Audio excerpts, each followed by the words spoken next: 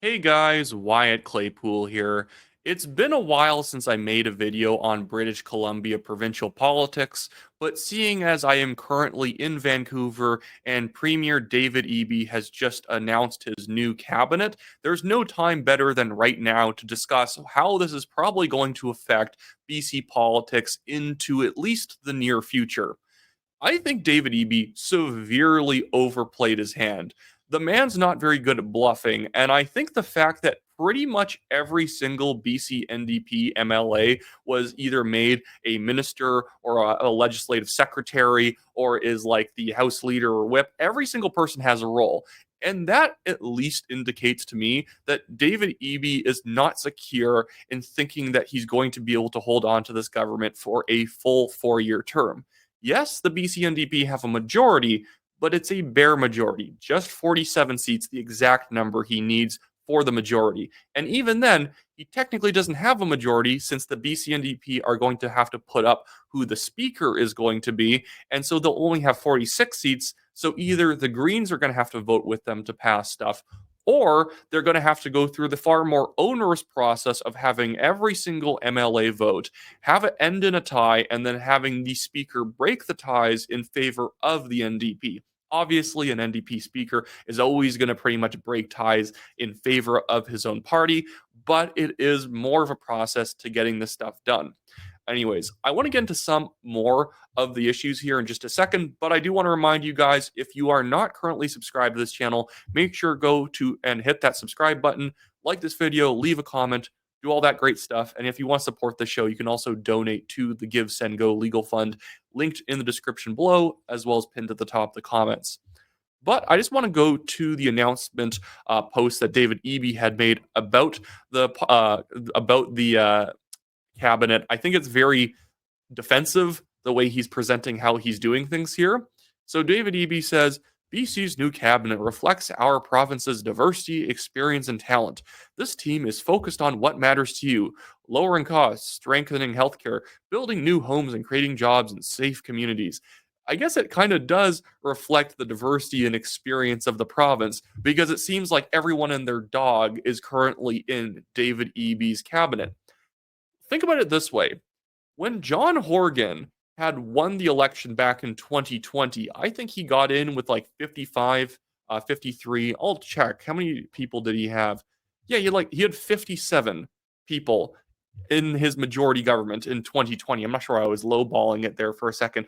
He had 57 NDP MLAs in his government, and he had far fewer people in his cabinet and taking senior roles, legislative secretaries to whatever minister. But Eby seems to be very insecure that his own people might abandon him. So apparently he's like giving every single person a job. Doesn't matter who you are, you get to be the minister of, like, anti-racism. You're the parliamentary secretary of like dog catching or whatever. I read some of these and they're getting really thin about what this person actually does. And guess what? Each one of these people, and I know it makes sense for ministers, but other roles get extra pay on top of their MLA pay.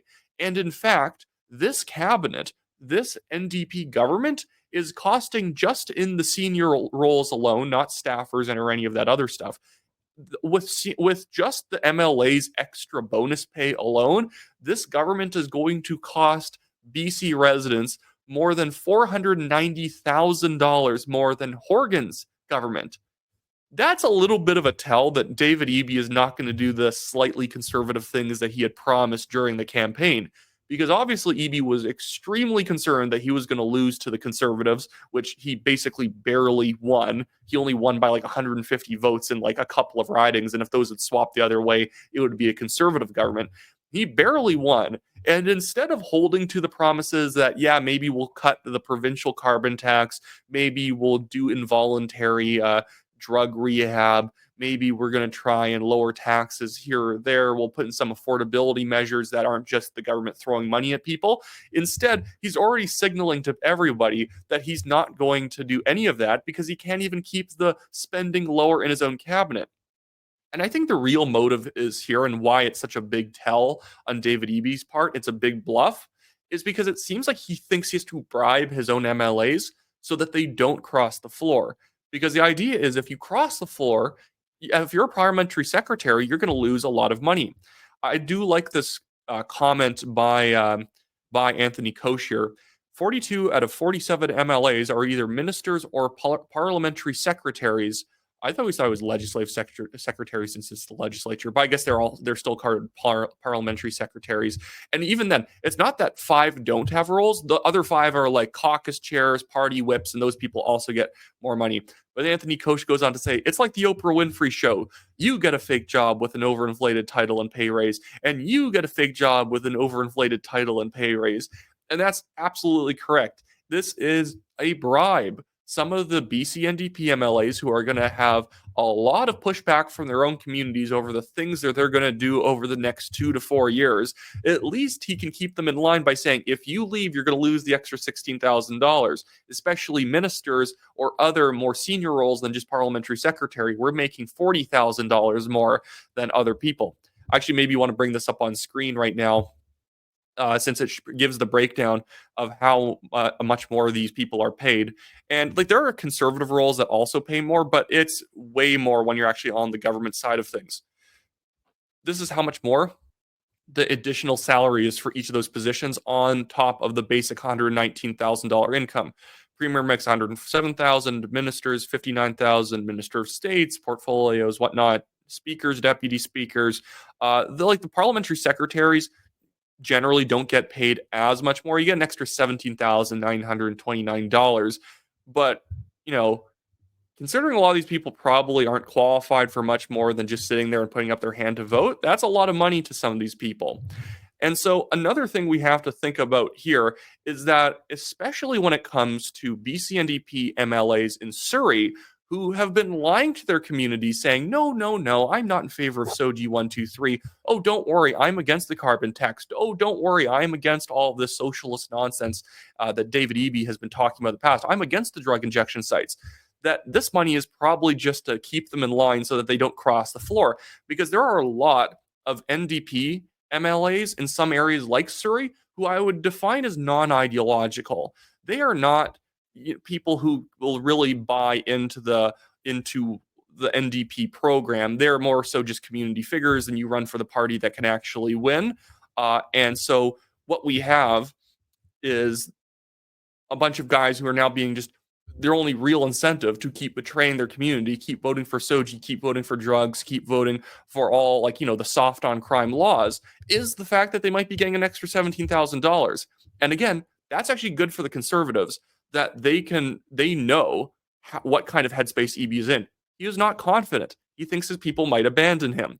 And I thought this was a very good comment from Macklin McCall, one of the newly elected BC Conservative MLAs in Kelowna, said, David Eby and the BC NDP have spent more money than any previous government, and their first order of business is to spend $1.9 million on pay increases for the BC NDP caucus. A part of that is standard increase in pay, like the premier's pay. So it was basically $500,000 more than Horgan would have spent. So Horgan would have spent something around, like 1.4 million or so, 1.3 million. But so he says is spending 1.9 million more on pay increases for the BC NDP caucus, with the seats 46 to 46 after the speaker is in place. I wonder if I'm messing this up a bit. I always like when everything gets unsorted while I'm doing this. He says, I wonder if this pay increase is to stop any NDP from crossing the floor.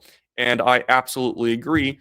And in fact, I think a great strategy for the BC Conservatives should be to put pressure on non-ideological, non-socialist, non-hyper-far left trade unionist members and say, if you're going to keep betraying your community, well, we're going to keep running ads in your area, telling everyone every time you vote for SOGI, telling everyone every time you vote for the carbon tax, you vote for drug policies, safe supply, whatnot. We're going to hammer you day in and day out, or you can cross the floor and actually stand with your community. We're not saying just join the Conservatives because we want your vote.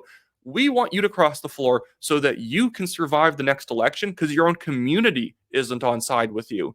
Your own community, the South Asian community, especially in Surrey, very socially conservative, fiscally conservative. They want this stuff to end. And so I think that that is really the move for the BC Conservatives, is to keep the pressure up, keep hammering these people every day.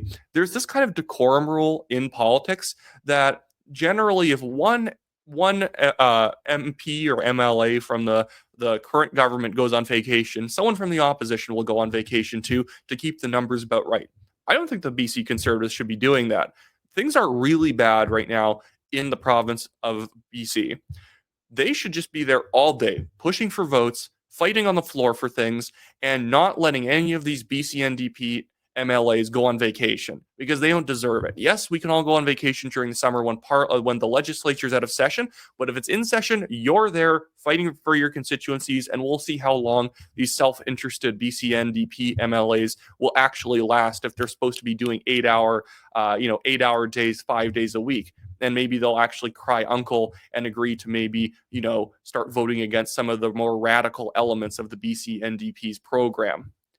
That's it for me today, I guess. But so really, I think if I was to sum it all up, yeah, the NDP is not fiscally conservative. They're nervous about any of their people leaving. And I think there's a good chance that the BC Conservatives can exploit this. So that's it for me today, guys. Remember, like, share, and subscribe. Donate to the legal fund if you can. And I'll see you guys all next time.